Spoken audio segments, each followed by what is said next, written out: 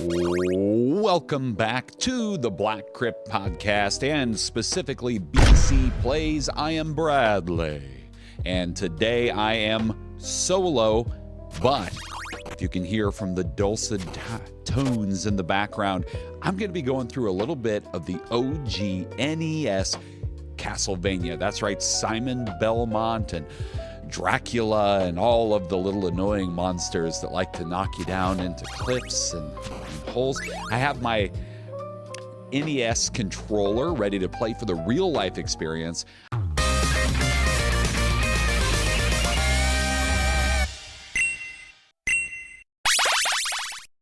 I'm not going to go through the whole game today.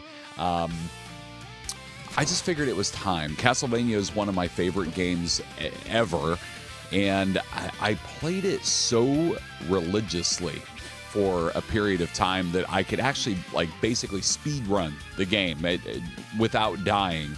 And I want to let you know that was probably close to 20 years ago, so I'm not going to be that good. But we'll see how it goes. So if you've never played Castlevania before, first of all, why? God, just this opening little 8-bit intro here, walking up to that Dracula's castle, the gate, the orange colors. All right, so Castlevania, you gotta collect hearts and grow your whip, defeat monsters, and get all your add-ons and everything. It's a good time. In Castlevania, so I'm collecting those hearts. Hearts in Castlevania are not health. They're basically ammo for your special weapon, which you can see I've already gotten the first one, the dagger, that's up there in the upper right hand, kind of top center, I guess, of the screen. Dagger's okay. Realistically, different bosses, different monsters are easier to kill with certain special weapons. However, kind of rule of thumb, the best in the game that you can get is the holy water. It freezes and hurts enemies at the same time. So it's really effective, especially in one battle in particular versus the Grim Reaper, which is maybe end of level 3 or 4 or 5 or something like that. I don't remember, but essentially he's easily the hardest stage boss to beat in the game. But when you have that holy water, there's like a little trick you can do where you just stand on a little ledge and throw it at him. He can't move, and so you automatically win. Running out of time here, so I got to get past this. Bats. Let's talk about bats and flying enemies for just a moment in Castlevania.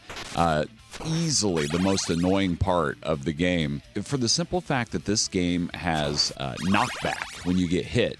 Your little sprite flies backwards, and those bats love to come at you when you're trying to jump over pitfalls. So like right here, for instance. This is like prime bat real estate in Castlevania. Oh, see? Okay, so I got knocked back there. Okay. First stage boss is just like a big bat. There it is. There's the axe, and says certain special weapons are better against certain enemies than others. Axes, they give it to you right here for a reason. You see how I can throw it up at him like this. And he's dead. And now we collect the Orb of Power. It is the Orb of Power which signifies we are done with the first stage. I'm Simon. Oh, damn, look at that score, son. For those younger viewers, scores used to be something in a video game. This served no purpose other than you could brag to your friends that you had a higher score than them. It never mattered, of course. Going back to the arcade days of score being the only thing that did matter. You get to put in ass or butt as your high score name so that people would see it. Oh, he's so clever. Who would have thought instead of putting in his own initials, he would put in the letters ASS and spell ass? What will these children think of next? The color patterns and the color schemes in Castlevania are kind of a topic of hot debate. On a surface level, it's all oranges and greens and these kind of bluish tones and everything. Why did I get the dagger? I'm an idiot.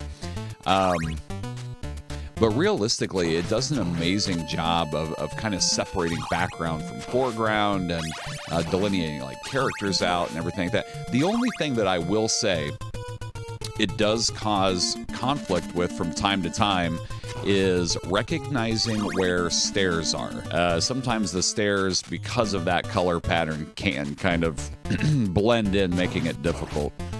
But otherwise, for an 8-bit NES title, it is, I mean, it looks good. The character models all look good. Again, for the most part, there's a character called the Hunchback that looks a lot like a monkey. And I can only assume that the little flying heads that you've been seeing are like Medusa heads or something. But I don't specifically know. I mean, like in the legend, Medusa's head was cut off by Perseus and they used it as a weapon, but wasn't typically disembodied and flying around and attacking people prior to that. So they have these little pork chop, steak, chicken, turkey leg things hidden in walls. And that is the only health. It is few and far between. All right, so we have the clock. I'm just going to go ahead and use one right here so we can not get smushed. See? These little, I guess I don't know what they are, statues or like little dragon snake heads on them are also just super annoying. They're all over the game. They obviously intentionally put them in spaces where you're going to get knocked backwards, you're going to get knocked off a pit where you have no access to be able to like defeat it. You can hit those little fireballs they shoot out to stop them. It's tough though, and especially when you're standing inches away from a pitfall, it's just no good. It's no good. So I think I'm going to try to get through the second level here. I don't think, have I died yet? I don't think I've died yet. It could definitely still happen, though. And then I'll probably call it quits for now. Maybe I'll come back. Yeah, Castlevania, I grew up with this game. Castlevania, Super Mario Brothers, and honestly, an NES game which a lot of you might be familiar with called Marble Madness were my obsessions when I was a kid. Again, the orb of power. So that giant Medusa head with that special item there, the time stopper, the clock. Easy peasy, lemon squeezy. If you ever want to deep dive into the lore of Castlevania, I mean, obviously this is the original NES game. And they made many, many sequels. Shannon actually huge into the Castlevania lore. He's watched all of the stuff on it, knows all the history of the Belmont family and Alucard and everything that comes out later. Have him jump on at some point and do an episode with me while I play maybe. But so this is Castlevania, just a real quick short BC Plays episode. Love this game. If you've never gone and played the original, and you don't have to have an NES, you can do an emulator right online at any time. It's awesome. It's incredible if you're into that, especially in the retro nostalgia stuff, 8-bit stuff, NES era. Perfect. Go check it out if you haven't already. And if you do love Castlevania, comment below. Tell me what you love most about Castlevania. Which Castlevania game is your favorite Castlevania game? Because there are so many sequels. Symphony of the Night, a lot of people might come in with that one. Simon's Quest #2, probably not so much if I had to guess. So, hey, drop a like. Let me know what your favorite Castlevania game is. This has been BC Plays. See you next time.